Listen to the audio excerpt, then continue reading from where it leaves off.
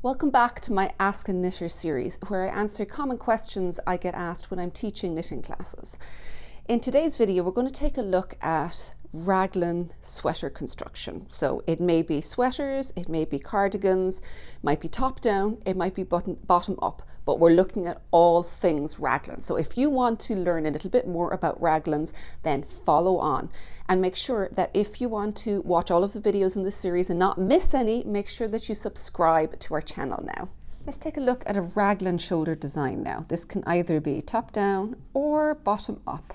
Just going to take a look at it from the top down, but it will be the opposite in the other direction. So you'll start with all your stitches cast on at the neck, and can either be, if it's going to be a pullover, it would be all of them together. If it's cardigan, you'll have it flat where there'll be an opening here. This will have your sleeves as well as the front of the body. So it's not a beautiful drawing, but it gives you an idea. So if it's top down, you're going to have increases on each side of what's known as the raglan seams. So this will be the sleeve over here and over here, and this is the body. You'll have half of it is here and half of it is there. So basically, if you're doing it in the round, every second round for a standard raglan shaping, you're going to have increases on each side of these. So 8 increases, 2 in the body in the front, 2 in the body in the back, 2 in this sleeve, and 2 in this sleeve. So you'll keep doing that all the way down to the point where you finished your yoke. And then at that point, you'll separate those sleeves out here, separate these sleeves out here, cast on some stitches for the underarm, and then begin working the body down like this. So that's a fairly standard raglan if you do no modifications, particularly if it's done, like this is shown, it worked in one piece, but these can be worked in separate pieces with the seam along there. If this was from the bottom up, you would do the body first, then the sleeves, you join them here, and then these would be a series of decreases instead of increases coming the other way. There are some modifications that I want to take a look at, that where if you start with the size neck you want and you increase every other row, some sizes you're going to find that by the time you reach the body width you want, particularly with larger sizes, the sleeve is going to be far too big. So we can take a look at how you can do a modification where instead of doing every other right side row all the way down, the body may stay at the every other row, but your sleeves after the first short section here may perhaps start becoming every other row. And it could be the opposite for a very small body, where if the body size is very small, the sleeves won't necessarily be as small. So you may want to stop increasing the body a little sooner, but keep going with the sleeves. So by actually breaking them up and taking a look at the sizes you want everywhere, you can make sure every part of it is going to fit. So let's take a look at how that will work. So for what I'm wearing here is a Caelius cardigan, or Caelius sweater.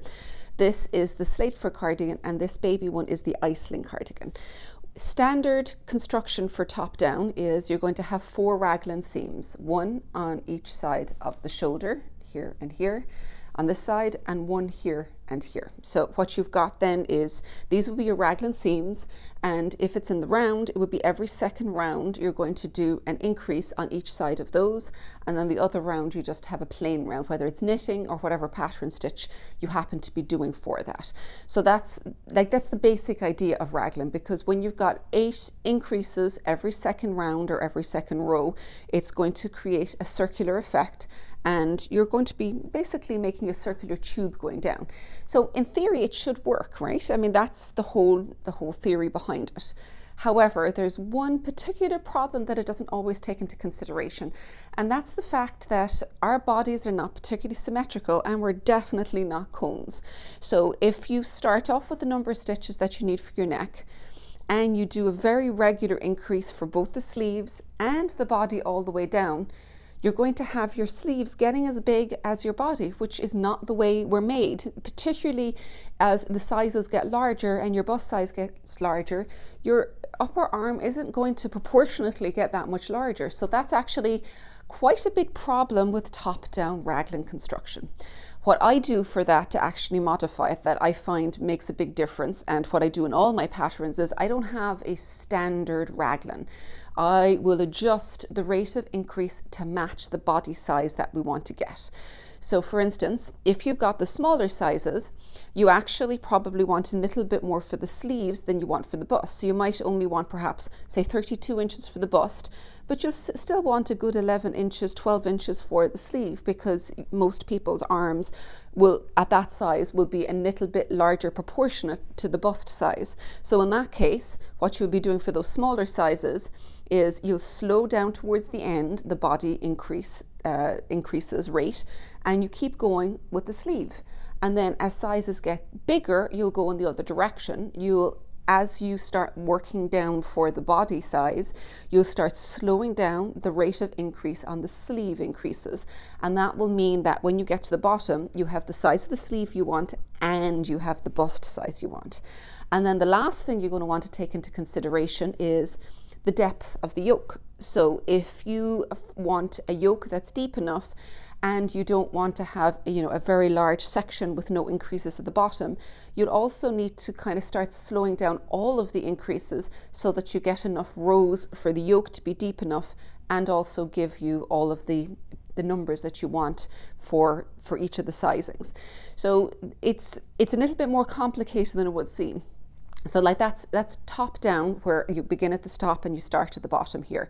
What I do when I'm doing it, and if you want to modify, what you can do as well is start with your body size. So measure your neck, measure your upper arms, and measure your bust, and then figure out how many stitches you want at the underarm. So for instance, if you eventually want 100 at the front and 100 at the back, but you're going to cast on 20 stitches here, then you'll take those 20 out, and you're going to end up with 90 stitches in the front and 90 stitches in the back, because that will give you 20 on each side. I think I could be wrong on that, but you get the idea that basically you take out whatever is going to be cast on across here, because you don't want to do those into raglan increases.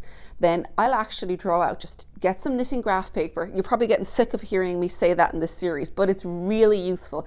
Get some knitting graph paper, draw out the number of stitches you want at the top for your neck, for your sleeve, and for your body, how many rows you've got, and then figure out how many, what I refer to as extra rows. How many rows do you have that you want to get to the yoke depth that you want, but you don't necessarily want to be working increases. And then I just kind of shuffle those around so that it matches up with always having the most increases at the top for the yoke, because you can see where I go from here to here, it happens really quickly. So you want all of the full raglan to be happening at the top here.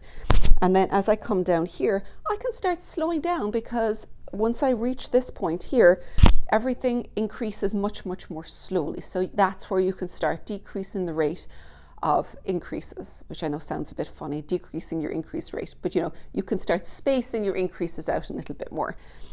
The reason I've got this up here is you can very clearly see what that's going to look like. Normally the raglan lines come straight down, but of course if you start slowing down your sleeve rate, it'll mean that there's more on this side, so it will slope ever so slightly this way, but it's not going to look very different when you wear it, because these all curve in under the arm anyway, so it's not going to be a visible difference, and it's still going to be quite consistent. Now this type of construction is sometimes known as a modified raglan.